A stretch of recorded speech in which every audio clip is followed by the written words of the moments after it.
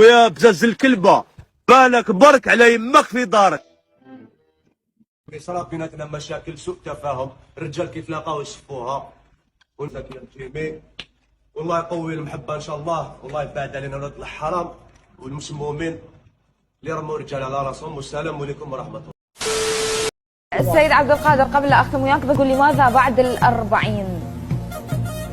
41